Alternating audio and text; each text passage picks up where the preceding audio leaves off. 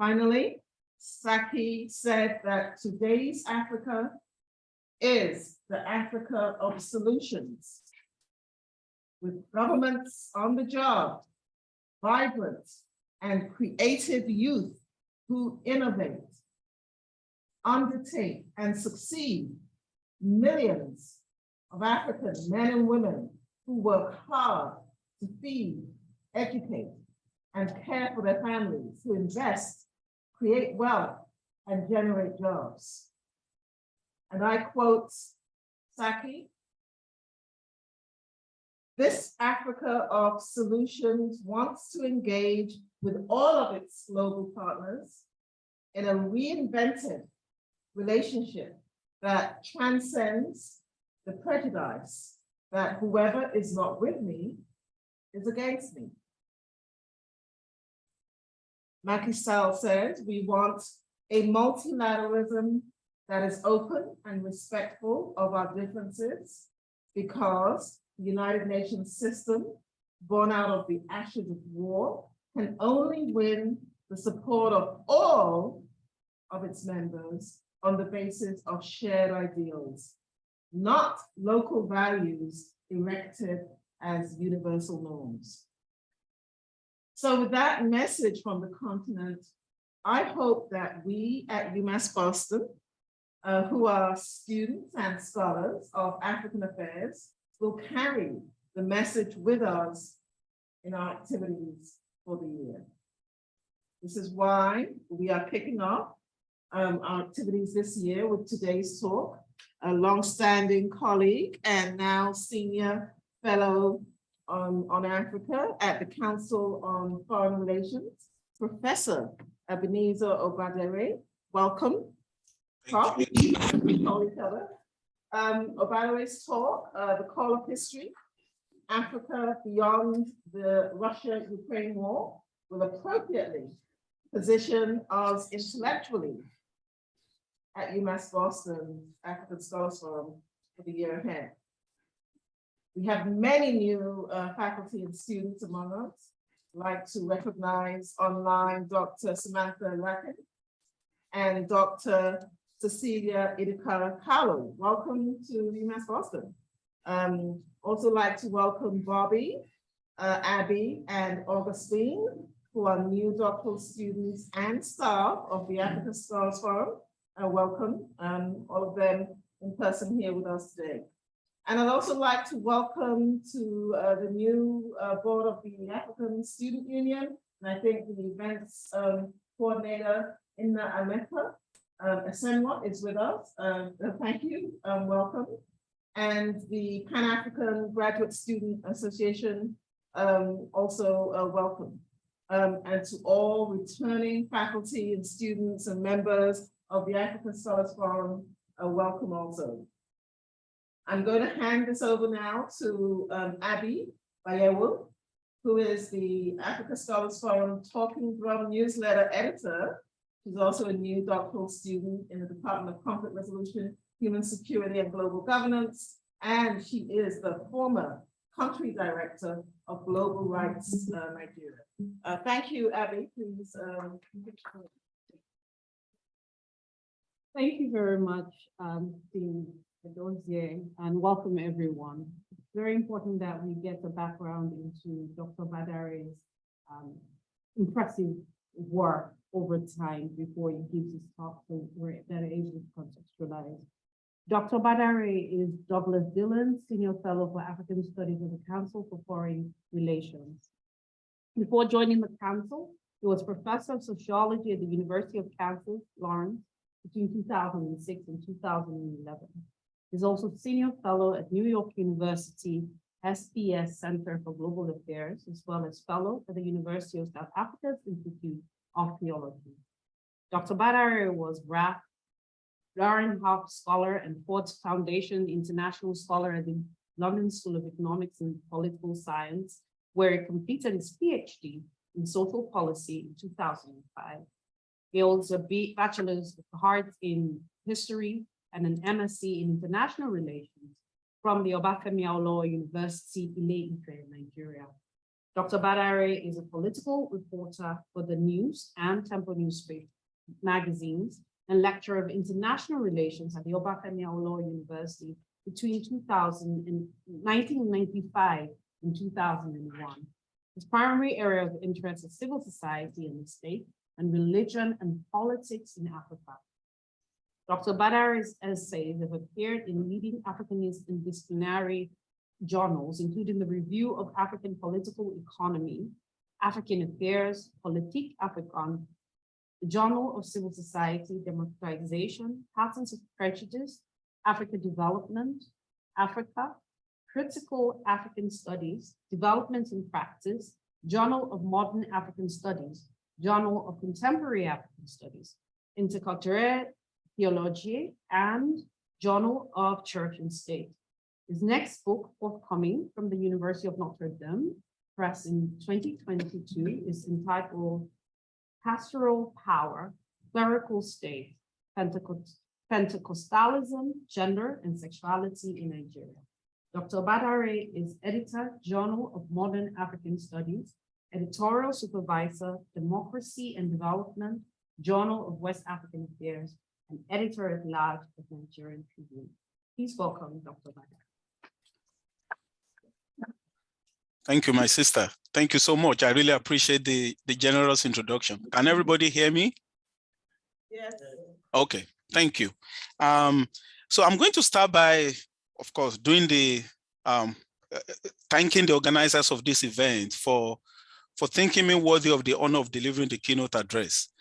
In particular, I want to express my sincere gratitude to Professor Rita Kike-Edozie, Interim Dean of the Makoma School of Policy and Global Studies, and Chair of the African Scholars Forum. I would also like to thank Ms. Baukisa Dauda Diallo for the time and effort I imagine she has invested in the logistics for this event. The theme indicated in my letter of invitation, African Affairs in an Era of Russia-Ukraine Conflict, it's a broad one, and it's difficult to apprehend, not least because the conflict it refers to, the Russia-Ukraine conflict, is still unfolding, and there's no telling at this moment when and how it shall end. Recent reports of Ukraine's liberation of territory from Russia and the latter's apparent retreat from key Ukrainian towns notwithstanding. If experience is anything to go by, we can anticipate many more twists and turns until a conclusive winner emerges, either because one side decisively prevails militarily or the other party is simply exhausted, and perhaps some combination of both. Or the war drags on for the foreseeable future with no conclusive winner, but with slices of territory continually changing hands.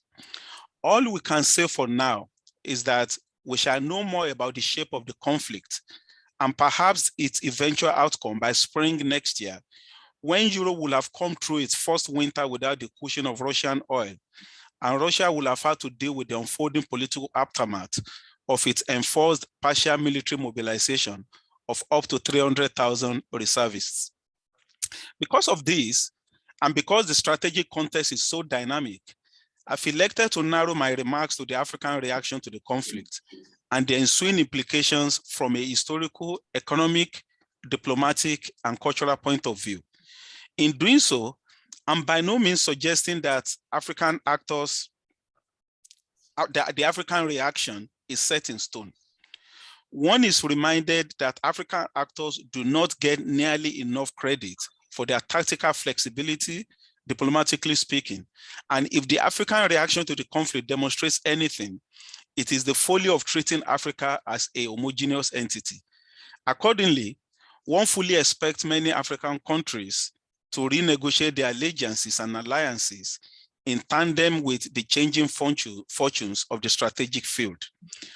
Notwithstanding, while those changes might be expected, I still think it's fair to say that we have seen enough so far from the reaction of these countries to give us a sense of where they lean. And my modest aim in this keynote is to use this reaction to examine broader issues in the history of Africa's international relations, and within that, Africa's historically difficult relations with the West. My focus here is far from arbitrary. By contrast, it is dictated by the overall mood of African countries in regard to the conflict. That and the emphasis in much of the commentary produced by Africanists within and outside the continent. Because a large number of African countries have unexpectedly sat on the fence, this commentary has favored the narrative of the conflict as a political and moral dilemma for Africa. While this portrayal is not necessarily inaccurate, it underestimates the extent to which the conflict is also a challenge for African countries, particularly regarding their long-term economic and political trajectories. Going against the grain of the prevailing sentiment, which encourages African countries to be non-committal at best, or at worst, play the real politics game by taking sides with Russia as a way of rubbing the West's nose in it. I want to argue that while African leaders may decide to be economically pragmatic in the short term, the continent's long-term interests are best served by pitching their tents with the United States and its Western allies. While I consider the West has indeed treated African countries shabbily and deserves to be so reminded, I reject the apparent conclusion that African countries should line up against the West. Furthermore, I also reject the corollary position that African countries have no dog in this fight, and that accordingly, they should give both Russia and Ukraine a wide berth. On the contrary, I maintain that not only do Africans have a stake in the outcome of the war, something we have already learned from the economic blowback leading to grain and fuel shortages in different parts of the continent. Indeed, because of the nature of the principles involved, Ukraine's war is also Africa's war, and it is incumbent on African countries to treat it accordingly. But I'm getting ahead of myself. Before getting into the nitty-gritty of my argument, let me offer some preliminary remarks, primarily to situate the African reaction, but also to illuminate the global geopolitical context for the outbreak of the conflict, particularly as it relates to Africa. Some analysts have suggested that what we're witnessing with the Ukraine war are the unavoidably painful birth pangs of a new world order, and with it, the emergence of new rules of international conduct that will challenge, if not permanently retire, Western hegemony. We have no way of knowing whether this is true or not. What we do know, and one reason we should take this kind of prediction with a pinch of salt, is that anticipations of a new world order have more or less followed in the wake of every major war since the conclusion of the Cold War. The fact that those prophecies went unfulfilled should weaken our confidence in the accuracy of the latest forecasts. In any event, debate on what that new world order might entail is a topic for another day. Nonetheless, while we may be rightly dubious about the prospects for a new world order, we cannot deny that new centers of power are indeed emerging on the international scene, and that within a regional African context, these powers are giving the West and the United States a run for its money because of the emerging powers' challenge to the latter's long-term interest on the African continent. Particularly over the past decade, China and Russia have intensified and broadened their alliances in Africa. And as we have discovered in the immediate aftermath of the Ukraine conflict, the latter less ostentatiously, although no less effectively than the former. At the same time, and perhaps understandably, African countries have moved to exploit this emergent constellation. While some have been motivated by the opportunity for economic advantage without the normal constraints, others have warmed up to the prospect of a new political alliance, absent the usual moral judgment. All invariably sense something new in the geopolitical water. I feel constrained to put some flesh on the bones of this nascent constellation, which I've just mentioned, if only as a way to indicate the constraints as well as the opportunities. And let me do that now. So a key aspect of this constellation that is pertinent to this lecture is the growing appeal of the authoritarian model. This is one thing that unites both China and Russia as increasingly prominent players in the African region, eager to emphasize the ideological daylight between themselves and the West. That some African leaders have been drawn to this model is no surprise, considering their own well-publicized distaste for pluralism. For such leaders, the economic benefits accruing from their romance with China and Russia will appear to be secondary to the appeal of this governance model, which will recall the debate that divided development scholars in the 1980s and 1990s and has flickered intermittently ever since on the relationship between democracy and development. The growing menace of radical Islamist groups, particularly in West and Central Africa, is another aspect of this emergent constellation. While this is hardly the time for expatiation, it is worth keeping in mind that this phenomenon shares with the authoritarian appeal the same element of a rejection of Western democracy and its philosophical trappings as a governance model. The point stands even when, as we see, for example, with the Boko Haram insurgency in northeastern Nigeria, the roots can be treated to a well-founded grievance with the existing political order. Islamist insurgents have never shied from pointing out their frustrations with the modern state, and Western logistical assistance aimed at dislodging them may, and typically on balance, has stiffened their resolve. Furthermore, the sociological backdrop to this emergent formation is crucially important. I'm referring to the weakness of many African states, illustrated by their failure to monopolize legitimate violence and project power over their physical territories. Increasingly, many of these states are having to share space, resources, if not in fact prestige, with various non-state actors. The ensuing crisis of sovereignty bolsters the appeal of the authoritarian model, as state weakness increases the temptation for military takeover. So think of Mali and Burkina Faso. While having taken over, politically ambitious military rulers use state weakness to justify strongman rule. Such rulers, suffice to say, are less likely to want to submit to the strictures of democratic rule, which may explain the chemistry we now observe between some heads of military juntas and Russia. In making this observation, I do not want to be understood as saying that ostensible African support for Russia or refusal to line up behind the West can be reduced to the appeal of the authoritarian model, leading to the conclusion that there are no defensible grounds for taking the Russian side. That's not what I'm saying. We must recognize that for a number of African countries, the claims and counterclaims of both Ukraine and Russia were secondary to the fact that the former Soviet Union had been a reliable ally in their anti-colonial and self-determination liberation struggles. South Africa is a very good example.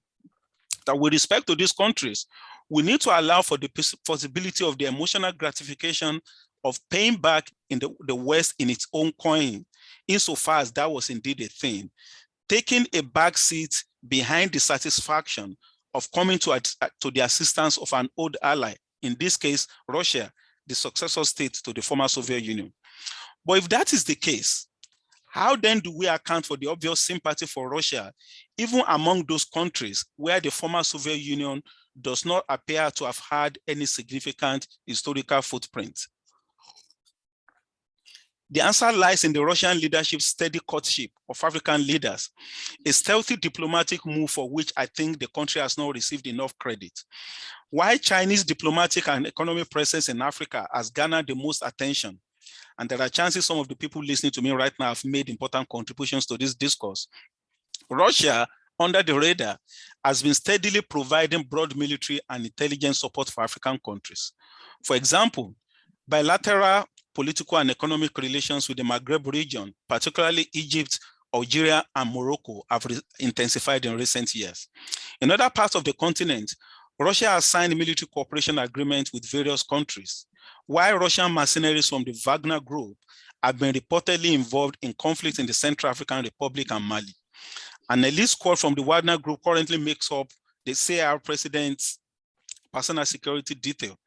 The first of its kind Russia-Africa Economic Forum in Sochi in 2019 was attended by 47 African heads of state.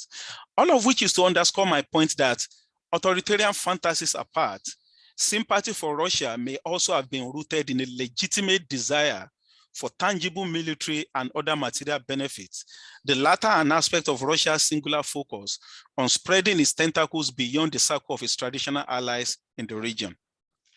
Beyond all this, there's one other reason why the Russia-Ukraine conflict was of such moment in Africa, and why it continues to excite such strong passions in a way that arguably no other global conflict has in recent times.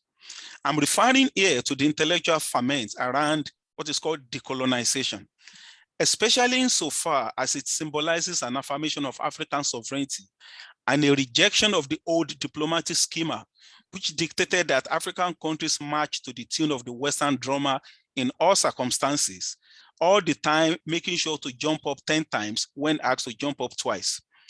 Repeated denunciations of Western double standard when it comes to the implementation of international norms has come straight out of this nascent anti-Western mood. Not only is this anti-Western rhetoric understandable, its merit will seem by and large uncontestable to anyone with a passing familiarity with the contours of international diplomacy post-Second World War. African countries often feel like they are just there to make up the numbers, that their outfit concerns about persistent international inequity are too easily brushed off, that the West too often shifts the goalposts in the middle of the game, and that all in all, African pain is too easily discounted. As the late Julius Nyerere famously lamented at the height of the Cold War, the big question is always, is this country pro-East or pro-West? A question based on a fundamental mistake, on a very fundamental mistake, and I will add an unwarranted degree of arrogance. They imply that Africa has no ideas of its own and no interests of its own. That's Julius Nyerere. The United States is thought to be uniquely culpable and historically prone to such arrogance. The world's undoubted policeman since the collapse of the Soviet Union in 1989, its patrolling has been wayward at best. Many, and not just in Africa, accuse it, and not without merit, of dispensing diplomatic largesse to those it favors when it suits its interest, yet looking the other way as soon as it perceives a threat to that narrowly and arbitrarily defined interest. From this particular angle, not only is American justice almost always violent, its violence is hardly ever just. And as if that is not bad enough, American spokespersons can sometimes come across as either dismissive or tone deaf, as was arguably the case when responding to a reporter's question. US Ambassador to the UN, Linda Thomas-Greenfield, vowed to, quote, do additional work to help these African countries understand the impact of Russia's war of aggression on Ukraine, unquote, as well as educate those who apparently saw an abstention as being neutral, before adding that, quote and unquote, there's no neutral ground here. To summarize, African countries have good grounds for being resentful of Western condescension, and their refusal to give a full-throated backing to Western sanctions against Russia. So if you remember, 17 of the 35 countries which obtained from the United General Assembly vote in March were African. So that refusal, has to be understood against the geopolitical and historical backdrop, which I just outlined. That said, it is also incumbent on us as analysts to rise above grievances, no matter how seemingly genuine, to ask what is really at stake in concrete moral and political conflict. This is not to say that grievances must be set aside. That's not what I'm saying. Rather, African countries cannot allow such grievances to override a sober consideration of their long-term political, diplomatic, and economic interests. Reminding the West of its record of moral duplicity and exposing its hypocrisy is one thing. Being hard-nosed about where one's interests lie is a different matter entirely. Now, in order to determine what those interests are, we need to ask ourselves what is at stake in the Russia-Ukraine conflict. As I see it, what is at stake is a moral and political imperative to curb Russian expansionism and defend the principle of territorial sovereignty, a principle that, incidentally, African countries have repeatedly and commendably championed despite the strictures of their history and the fraught legacy of Western colonialism. No matter their feelings about the West, Western global influence, or the United States, this is a cause worth defending. And I think it would be a grievous mistake not for African countries not to throw their weight behind it. Some have suggested that there's really nothing to choose between rival imperialist United States and Russia, that the Ukraine conflict is just an intra-European struggle for supremacy between two power-hungry hegemons, and that the outcome will have no effect whatsoever on African countries. This is absurd. In the first place, To cast the conflict in such terms is to ignore its devastating impact on ordinary Ukrainians. Second, and as we've just learned from the economic blowback from the conflict in large parts of Africa, in an era of economic globalization, every conflict is a domestic conflict, more or less, to the extent that its ripples are ultimately felt by all and sundry. Third, while African countries may not be in immediate danger of being overrun by Russia, and while, as previously stated, some African leaders are doing well by their chumminess with Vladimir Putin, one imagines they would rather not live in a world in which one country can casually invade the country of another, the territory of another, and lay waste to it. Let me put it starkly. Russian illiberalism is a blatant repudiation of the normative justice the African critique of Western double standard enunciates. Hence, its triumph in Ukraine cannot be in the long-term interest of African countries who have long complained about big power oppression in the international system. This is what the call of history in the title of my lecture is alluding to. African countries can continue to object to Western double dealing, even as they vigorously affirm international liberal norms. A caveat is warranted here. When I say that African countries should nail their colors to the mast of international liberal norms, underpinned by a rules-based liberal international order, I'm not implying that they should always back the West or the United States. As a matter of fact, if, suppose hypothetically, the West had lined up behind Russia in this conflict or decided to abstain, my position would still be the same: back Ukraine. In other words, I don't just want African countries to support the West. I want them to support the norms that it appears to me that the West is currently defending. And I happen to believe that those norms are worth fighting for, irrespective of the issue of one's allies in the struggle. Ultimately, therefore, and I'm coming to the end now, the African dilemma in Russia versus Ukraine is about those countries only in the short term. In the long term, it is about the kind of society African countries themselves want to become and the kind of international order they wish to see prevail.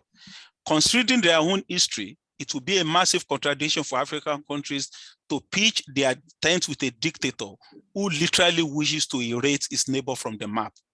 African countries are at a crucial conjunction. They cannot afford to take a wrong turn. Thank you for listening.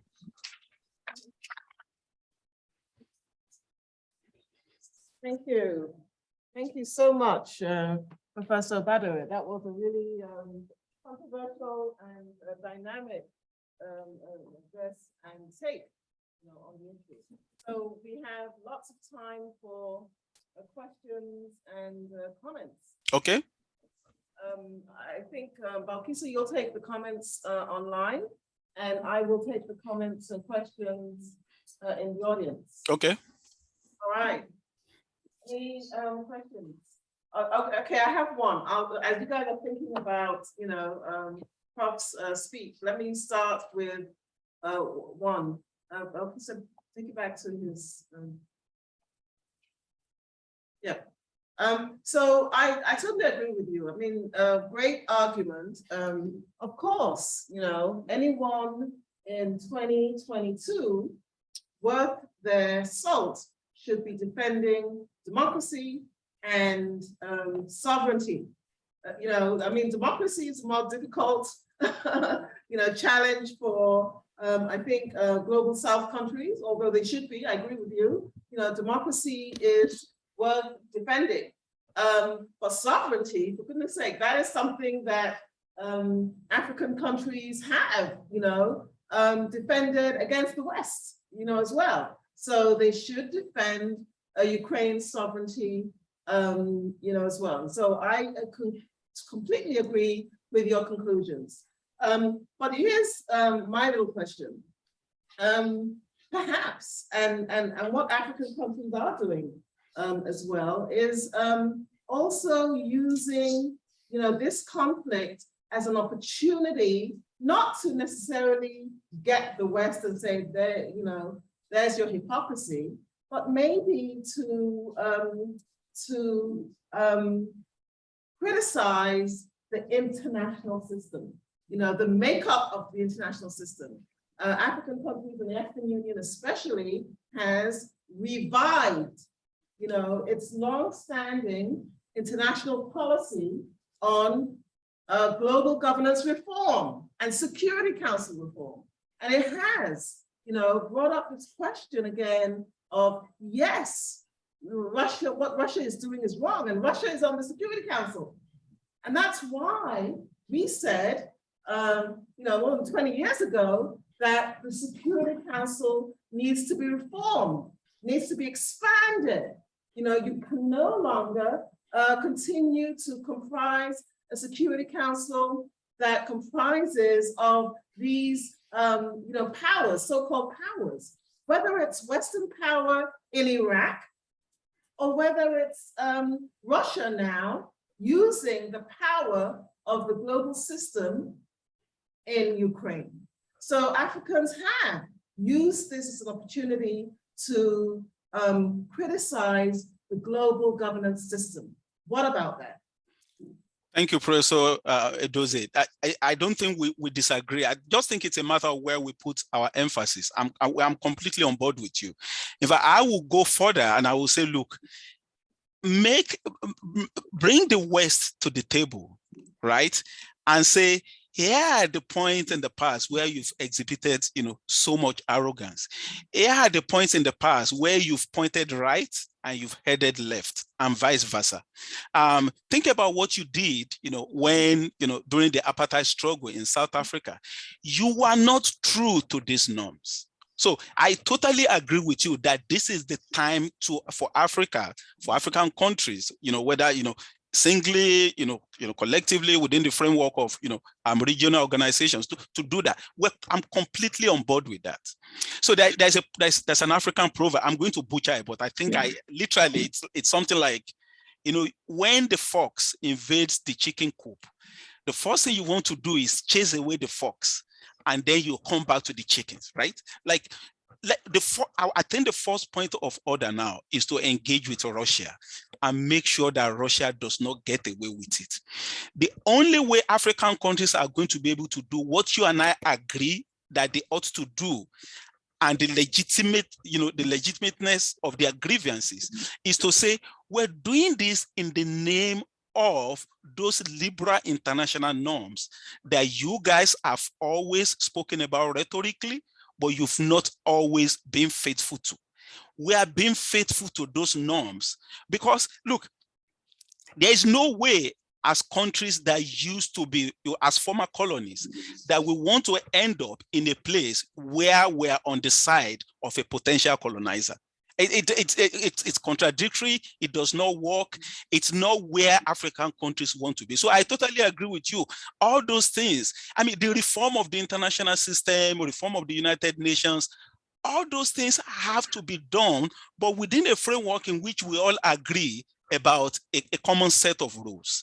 Once we agree, you know, about those rules, we can then say, okay, here are the things we want to do. But in order to do that, we have to show that we actually believe in those rules. And I think, you know, most African countries do.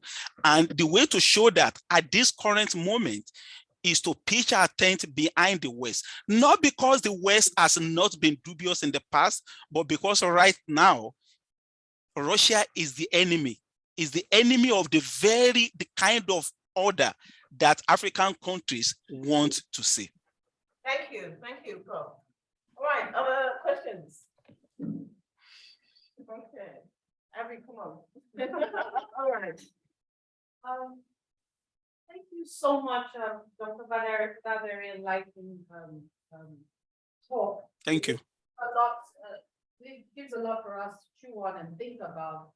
And it speaks not just to African leaders, it speaks to civil society in Africa, it speaks to the media, it speaks to academia in Africa, the things they need to be working and writing on right now.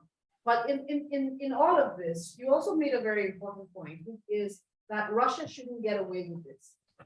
And that this is an upholding of the norms and not particularly an upholding of the West.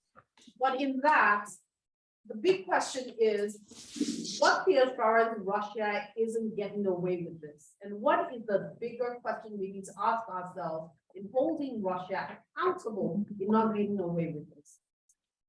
Sovereignty. Can you repeat that latter part? So how do we begin to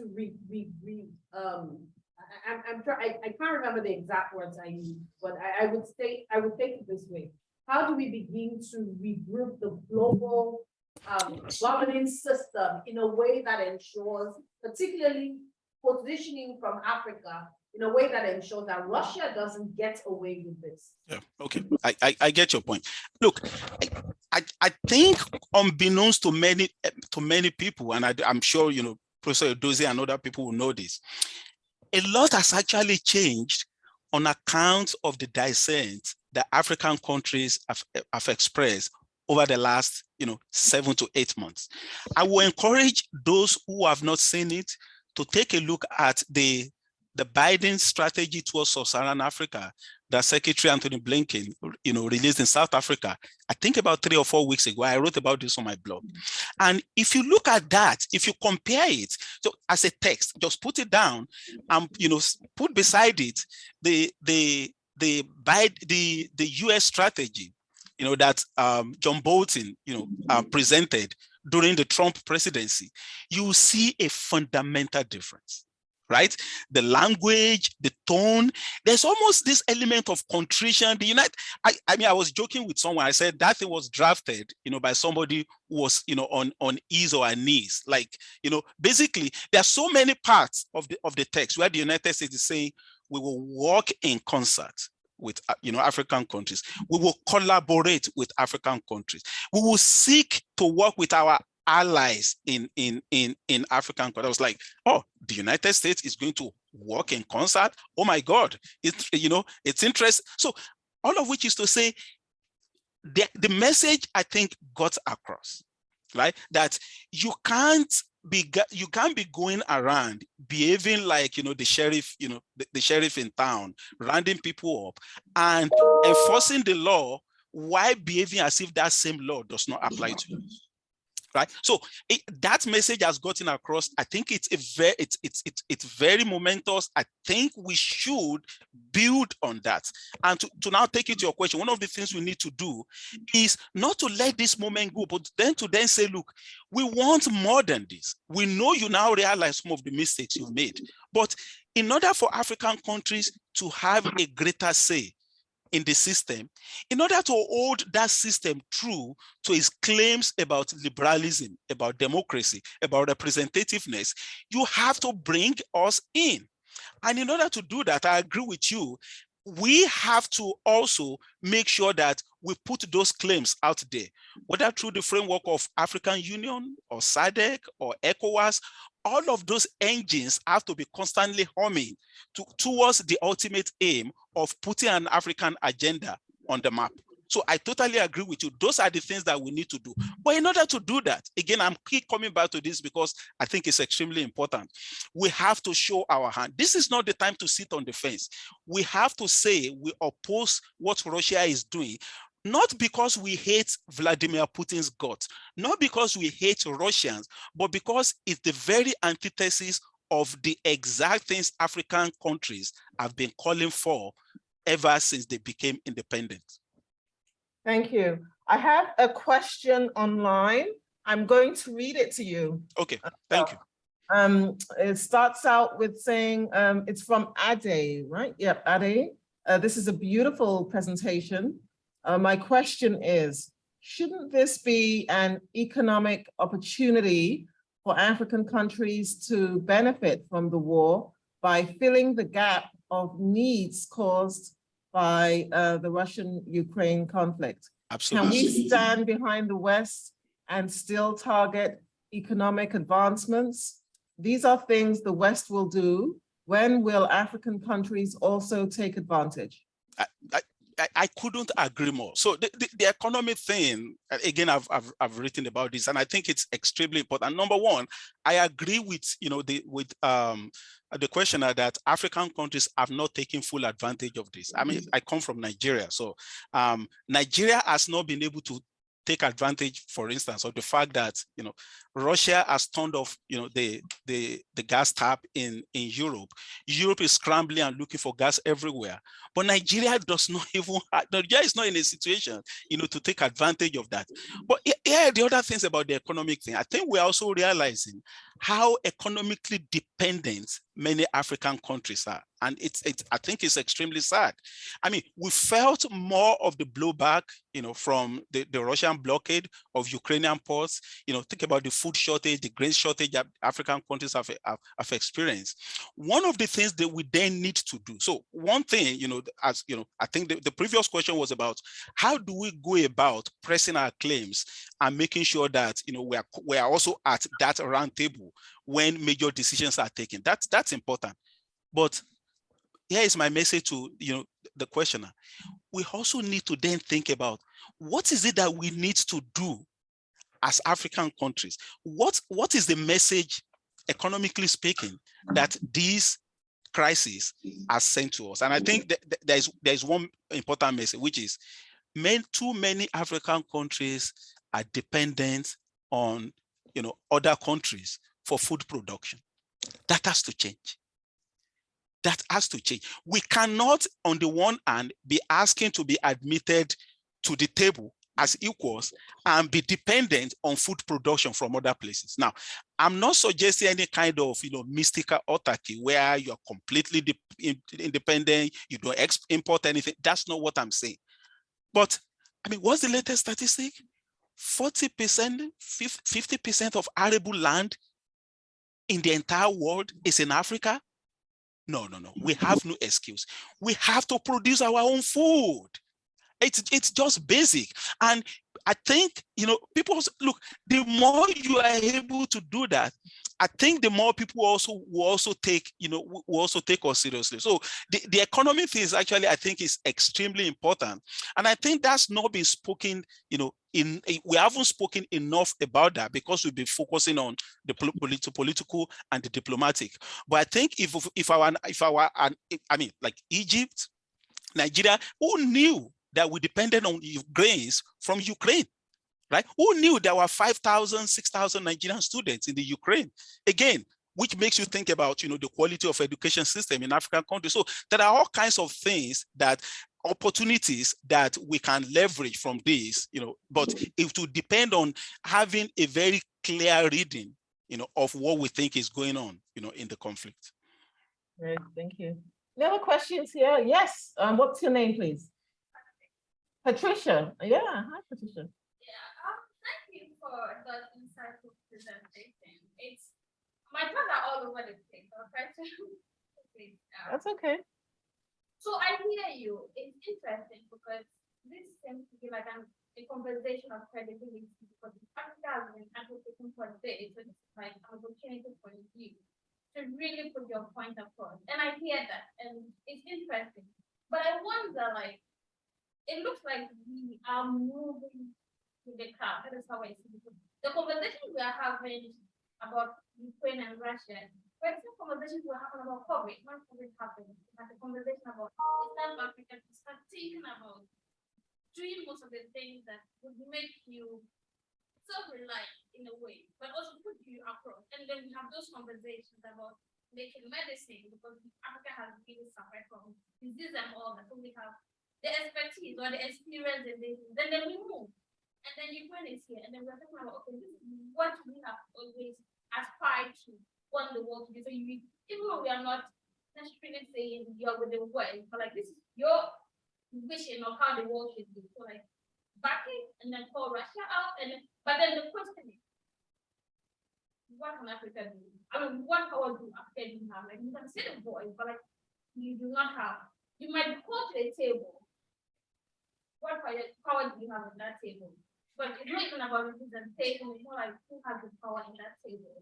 And then we see that in our living. So I just wonder, should we sit back and we are moving? in a crowd. And I feel like that doesn't give you a chance to really reflect on what you want, and then we move so fast with the issues. Thank you. Yeah, Patricia, go ahead. go ahead, Obada. Yeah, I think I don't think I think there's just a general framing there, which I don't think I disagree with. Look, I've also been frustrated, especially, I mean, I think the two questions ago about just the failure of African countries to be able to just, rise up and take advantage of some of the, the opportunities that have, arisen on the back of this conflict. So, I think it's important that we continue to make those political and diplomatic claims that I refer to. But I think you mentioned something which I think, I want to amplify, which is that I think we underestimate the extent to which the diplomatic is also fundamentally imbricated with the economic, in the sense that I think the more economically independent, the more self-reliant, the more, industrialized and all of that, the African countries are, the more, we're going to actually, I mean, it will get to a point where people will have no choice but, to sort of take our claims, more seriously. And this is connected to the question of, of opportunities. Look, we're losing too many of our, I come across like a hypocrite saying this, right? I'm here in DC, I've been in the West for 2 decades and so. But I think we have to rethink. Africa is losing too many of its young people and expertise, and I think the fundamental driver of that is, just state malfunction, degradation of infrastructure. You know this. I don't have to, to say this to anyone. And I think this is a clarion call for us. Ukraine, Russia is a clarion, like, you have to take care of business. And if you take care of business, you would then have, you'll be able to, press your claims more vigorously, and then you have a better chance, of making sure that those claims are honored once you are able to take care of business. So right now, we're just in a situation where, many African countries are not doing well economically. Some are doing very well, they should be praised, but many are struggling. Nigeria is not doing very well at all. And the way I see it, I think the onus is completely on us, irrespective of whatever it is we might have experienced in the past, to just sort of knuckle down, and begin to, to take care of those things. Can I have a last question? Thank you, Obadari. Let me, give you a last question here. Okay. I'm speaking to, do you have a question, Augustine? Angie? Oh, you did have your hands up before. Okay, I won't do the last question then. I'll go through, this question if you don't mind. So this is about back to the security question, and it's back to the security question and the global security question. Okay. Right? So the question is that Africans also, have an opportunity and are, trying to articulate, this security policy difference, which is that, yes, it is wrong for Russia to invade Ukraine. It's wrong, it's against the United Nations, it's against the spirit of sovereignty, and it's immoral, it's just wrong. However, what is the solution?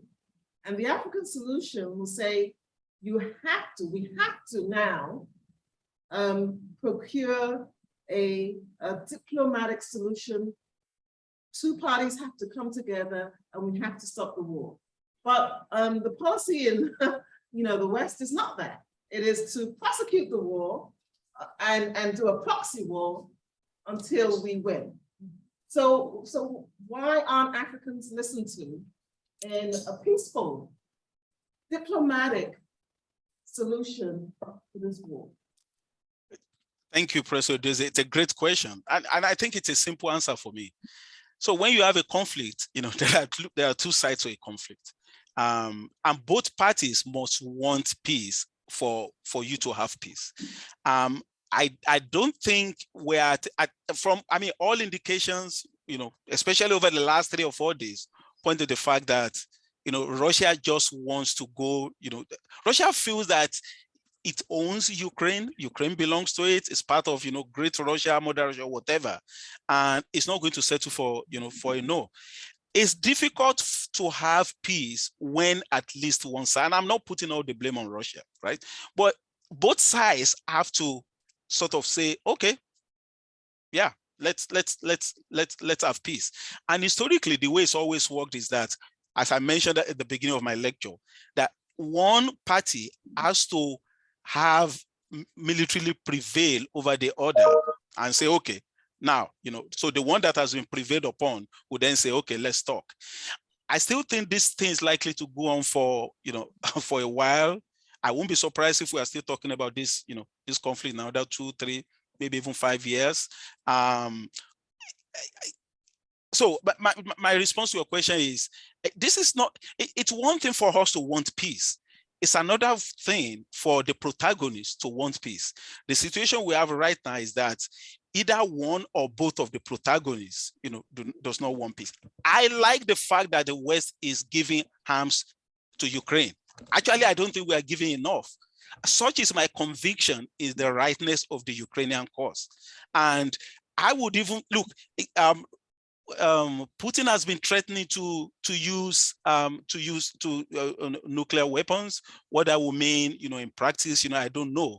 But I've never been more convinced of the justness of a cause than my argument that Africans should back Ukraine. We should do it because it's the right thing to do. We should do it because we used to be colonial countries. We've always championed and upheld an international system that rests on norms. This is an opportunity for us to put our money where our mouth is. But I also think that as we continue to do that, we should also look inside or look inward and think about what are the lessons that this particular conflict has taught us. And to begin to, make sure that those spaces, are populated with, with the right ideas and the right policies. Thank you. I have 3 more questions. One. Absolutely. Let's do it. Augustine, go ahead. Okay, thank you so much for your presentation. You see this new romance between Africa and Russia. And for me, I want to think about the strategic alliance between Africa and Russia, right? You mentioned about the Wagner Group, and recently we've had a series of issues.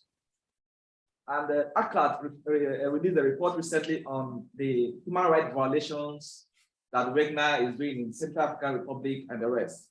And it seems that Wagner particularly is having a very strategic advantage in most of these African countries, and actually controlling all the security in these countries, some of these countries, and which is basically economically driven.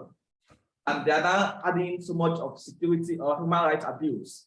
My question is, now that Africa is still going into another romance with vulnerability, without setting its own standards, what is the fate of Africa? And considering the fact that Russia is somebody that can just back it and do whatever they want to do, which is now exemplified by Wagner attitude in Central African Republic and the rest. What is the fate of Africa in the future?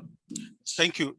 A great question. Let me actually give you, so I was looking at the numbers the other day. I think most people don't even understand some of the ramifications of the involvement of the Wagner Group, Russia and all of that. So I was thinking that Russia is not, so I think most people think that Russia is being altruistic in Africa. People tend to forget that Russia too has its own economic and military interests. So think about the countries, where Russia has helped, not the country, but the leadership, right, with the Wagner Group, because that distinction is important. The deal is always, we'll bring soldiers in, but you pay us a particular amount every month. That amount ranges between 10 to 15 to $20 million a month. Ask yourself, especially thinking about those countries, Mali, Burkina Faso, Central African Republic, how many of them can afford 10, 15, $20 million a month? Meaning that those countries are already, economically speaking, in sufferance, to Vladimir Putin and Russia. So, which goes back to my argument that, look, I can understand basic realpolitik, which says you go wherever your interest is going to be protected. Forget about norms. I can relate to that. But where there is no long-term benefit to Africa, I'm not talking about African leaders, to Africans from this. What is it that people in Central African Republic, in Bangui, what are they going to benefit from the fact that their leader, their president, is surrounded by Russian soldiers? Nothing. So in the short term, this is good for those leaders. But in the long term, the model, the governance model of Russia, of Xi Jinping in China, that centralist authoritarian thing, we've been there. That's what I spent my youth trying to disestablish in Nigeria under the military. It does not work. So Africa's future lies, the road to the future does not lie through China and Russia. Again, I'm not saying if people think that they can have immediate economic benefit from those places, they shouldn't take them. But long term, look at the latest BBC survey. I referenced this in a blog post about 3 weeks ago of a survey of African youth ages 18 to 24.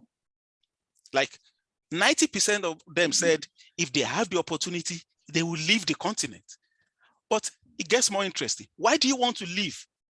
Internet, education, infrastructure, security. Those are the things we need to emphasize, and those are the reasons why when young people flee instructively, they flee to the West, because they know that those are the places where they can get those things. So that's what I'm saying. Look, our support for international norms at the domestic level should also be a reaffirmation of a commitment to the norms of pluralism, of democracy, of social justice, of human rights, of gender rights. All those things are the things we should be talking about. And my suggestion is that an alliance with Russia does not give us that. An alliance with China does not give us that. As a matter of fact, an alliance with those countries is the very antithesis of that. Thank you, Prof. I have one more question in the audience. Please stay in. Hi, Isabella. Well, thank you so much for bringing your expertise into the department for putting that forward. So my question is, before we were mentioning how African leaders could have take this opportunity to bring out their interests and saying we are standing by the norms system has created for democracy and standing against Russia. But you also mentioned how African leaders and African nations have need to try to be in this conversation.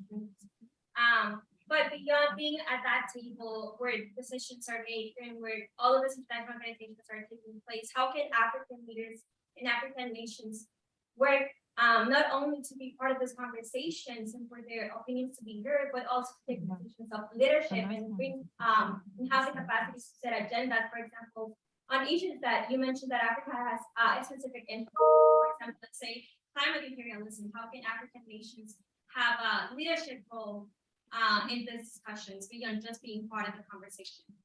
Thank you. Can you repeat the latter part of the question for me, please? Can you, Professor Doze, I didn't get it. How can African leaders and nations, beyond just being part of the conversation, take a leadership position in these conversations that reflect their interests? Thank you. The way they can do that is to take up the leadership, is to lead the debate. And you see, the moment you start talking about that, you realize where the problems lie. So think about, and I'm not picking on him. Take Yoweri Museveni, the Ugandan president, right? So you and I will agree that African countries should take the lead, in modeling the debate on democracy, on social justice, on human rights, on gender rights. All the goods that we all want and that young people want and the Africans of all generations want. How does Museveni do that? Museveni has been in power since 1986. He's an autocrat. He's going to win the next election if he runs. He's going to rule for 1,000 years, and he's going to hand over to his son, who is going to rule for another 2,000 years. So, and I'm not surprised that he's one of the advocates, of quote unquote neutrality or supporting Russia, because he sees that That's the only way his political bread is buttered. So I agree with you, African leaders should be leading this, but the fact that many of them are actually not in a position to should also make us look inward and think about the things that we need to do differently. All right. Look at what, oh, sorry. We've got a last question. Okay. More of a comment. I want to give Jocelyn Chakunte a voice here because she's been edging to express her. Oh, please let her speak. She says, well, Hello. I don't know if she wants to speak, but she wants me to read her, Okay. her comment and question if you can. I don't know. Can you hear me? I can hear you. I can hear you, sir. Oh, okay. Well, I wrote my comment, but Oh, okay. Sorry, I can't. Yeah. I didn't think you'll give me a voice. But Oh, why not? Please. Are you Jocelyn? Are you Jocelyn? Yeah, unfortunately, yes, I am Jocelyn. Okay, go ahead then. No, I'm kidding when I say unfortunately. I have a female's name, but it's me. Okay. Go ahead. Yeah, but no, Professor, what I was trying to say is that if we were in a court of God, we will use your argument. But because we are at the United Nations and because we are in the real world, I would think that it will be a little simplistic to use your argument. I would prefer that you base your analysis on history and historical facts rather than morality. Because yes, of course, then, well, it is bad to kill people. So why do we kill Saddam Hussein? Yeah, we shouldn't kill people. So if you reason like that, then we won't do anything bad. Thank you. And so we will just keep saying, Russia is invading Ukraine. This is a bad thing and everything. The professor's argument is no, we should stick on our principle that countries should be sovereign. We should respect those countries and all those good principles. That's correct. But then if we did that, then we should have been consistent throughout history. So it's difficult, and when we are in the realms of political analysis to talk about morality like that, otherwise we won't be able to do anything if that was the case. So I would rather use history and the cases of history to substantiate my argument rather than using it's very simplistic this morality argument. That's what I would think.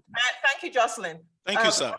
If you could wrap up, please, with your last. Yeah. It's my response is very simple. I didn't mention the word morality once, so I'm not talking about morality. I'm actually talking about what is good for African countries.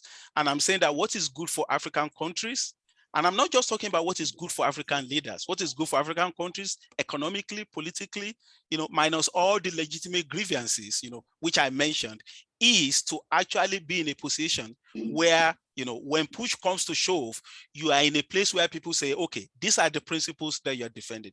African countries are weak in the international system. They need those norms, right?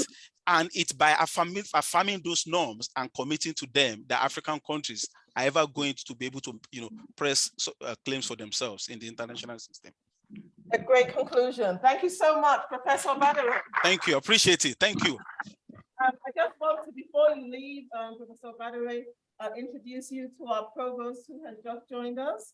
Our Provost Joe Berger, who is our provost at UMass Boston, has just joined us, and I just wanted you to say a quick hello before. Hello, sir. We move into the next. Yeah, there he is. No, I just wanted to say thank you for joining us and enlightening us. And, this is a very important topic. And I think we all benefit tremendously from the opportunities to examine these global issues, but how they play out very locally in very real ways. So thank you very much. Thank you, sir. I appreciate it. Thank you. Thank you, Prof. Bye. Thank you. Next time. Thank you. Bye. Thank you. And let's now sort of pull all the audience. And let me also, officially welcome the provost for our meeting today. I'm not sure any of you know what the role of a provost is. A very busy man, yet he always finds the time to join us at the African Scholars Forum events So I think that really is so important. We have a small audience here today, Joe, or we have a bigger audience, online. But perhaps, and these are all our students here in the audience. Perhaps we could introduce ourselves and hear a few words from Thomas Berger and then move on to the business meeting about the Africa Skills Forum agenda this year. All right, so let's start with you, Balkisa. Just a quick introduction. Hi, good afternoon, everyone. My name is Balkisa, and I'm a senior program assistant with the Africa Skills Forum. And it's nice to welcome you here and see everyone in person and online. Yeah, thank you. All right, let's go with Amadou. Do you have a minute?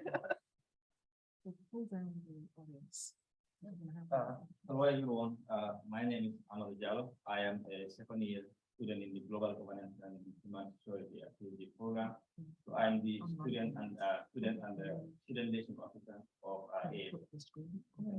Nice to see all of you here. Oh, thank you.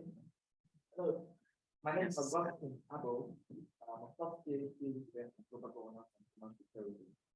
So African collateral, I serve as the curriculum and support assistant. Thank you.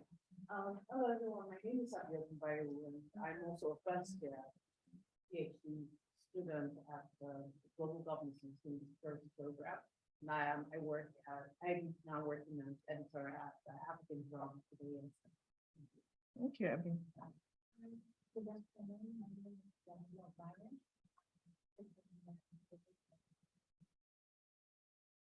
Okay. Yes, Isabel. Hi, my name is Isabella. I'm actually an undergrad student in international relations and political science. Good. Okay. Me too. Hello, sorry. I'm a second year PhD student at the College of Management. Thank you. And my friend.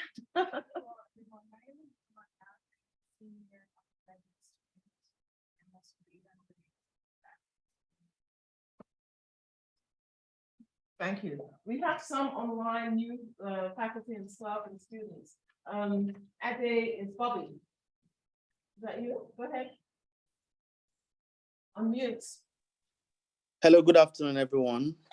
My name is Adebobola Omo. I'm a first-year doctoral student with Global Governance and Human Security here at Humas Boston, and also with the African Scholars Forum as the coordinator for outreach, community and engagement outreach.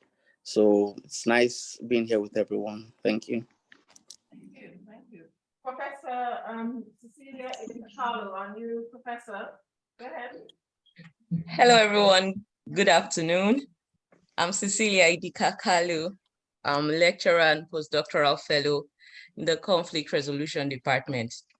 It's great to be here with friends new and some old, and this has been amazing so far. Thank you for putting this together and making it open for all. Thank you. Thank you, Cecilia. Dorcas, our gerontology student.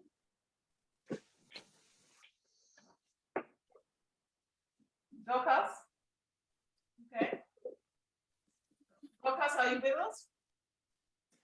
Okay, Levant? At Compass?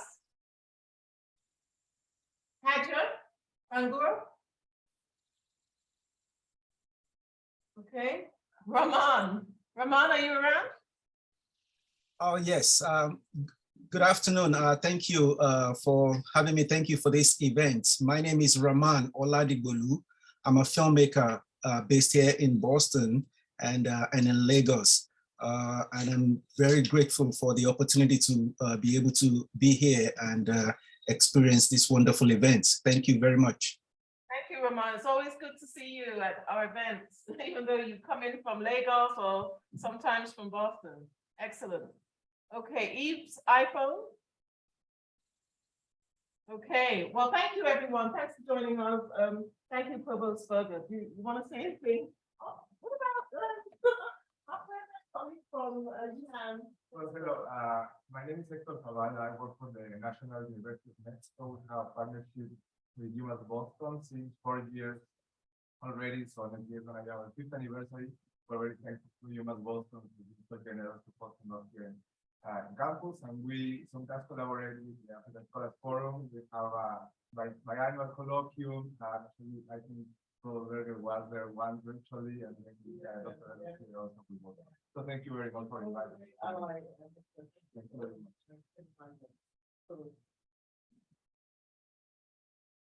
Thank you, Dina Dozy. So I just want to say it's a real pleasure to be here. And as Kiki noted, I try to make as many of the Africa Scholars Forum events as possible. One thing I think it's really important because UMass Boston is a global university in so many ways. I mean, one, just our student body, right? Even the ones who live right here in Boston. Boston is a city of immigrants, diaspora from all over the world, including Africa. And the wealth of cultural diversity that we have here is something that all other universities in the region, most universities throughout the country, are envious of, because we bring in so much talent, from so many different societies and cultures all around the world. And Boston is a world-class city. It's one of the capitals of education in the world. But what's particularly unique about UMass Boston role is we are the only public research university, so we have a special responsibility.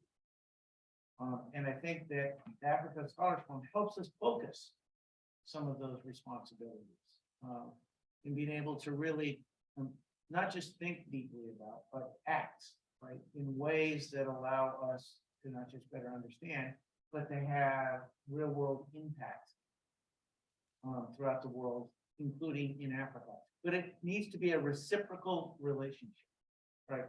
It's not just what does UMass Boston do for others, but it's the fact that UMass Boston benefits from doing this work, from engaging with all of you and from colleagues all over the world and Africa.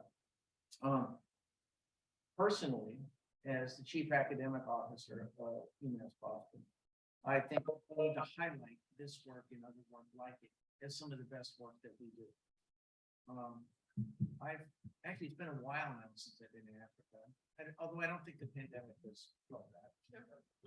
But I've also had the privilege to have had opportunities to live and work in Africa. I won't go through all the different projects, but early in my career, I was the director of the Center for International Education at UMass Amherst. And one of my first projects was I had the privilege to work with the University of Malawi for 3 years. And I spent quite a bit of time in Zomba in Malawi, helping to develop the first 2 graduate programs. They're a master's in educational leadership and a master's in educational assessment. And I just want to tell a quick story, and then I'll about how each of us, even as individuals, can be so enriched by that work. I mean, on the one hand, right, I'm there to be the expert to help develop those programs, but I'm the one who learned so much and benefited so deeply from that experience. And in one small way, for example, one of the courses that I've taught for years is a graduate level seminar on leadership and education. And when I went to teach the course there, I've always used case studies for teaching that course because it needs to be a very practical and applied course. But I realized that all the case studies that I used when I taught the course, like here in the US, were not particularly relevant to the context of Malawi, and this concerned me greatly because context matters. So what occurred to me, though, is that I had a classroom full of experts in the Malawian, so we could learn from each other. So I devised essentially a semester-long approach to where each student constructed their own case study. that actually became the pedagogical approach that I completely changed the way I taught that course going forward. And so when I came back and started teaching the course here, I used that same pedagogy, and it was greatly improved the course. But it was because it allowed me to think more specifically about how do we take theories, concepts, right? Think of conceptual tools, practical tools, but how do we adapt them to the context in which we work? And then how do we have reciprocal learning, right? We're learning from each other. And that informed my pedagogy for the rest of my career once I had that experience. If I would not have gone to Malawi, if I would not have had the opportunity to teach and to work in that context, I would have missed out an incredible professional development and learning opportunity that I hope has enriched the lives of many others since. So that's why I think something like the Africa Scholars Forum and the kinds of exchanges and interactions and engagement that we have across countries, across cultures, across continents, recognizing that Africa is not limited to the physical continent of Africa, right? So, so this matters very much to me personally, but I also think professionally, as the chief academic officer here, we need to be promoting and valuing the Africa Scholars Forum and what it stands for and what it does. So I'm always grateful to have the opportunity to be a very small part of what all of you do. So thank you. Thank you. Right. Well, we're going to move on to our business meeting, but take a 5-minute break. There are some refreshments for the few of us in the audience. I'd ask the Zoom members who are internal to UMass Boston to stay on for the business meeting, and our community audience, you can take your leave now. Thank you so much for joining us for the keynote. So let's take a picture, everyone, and then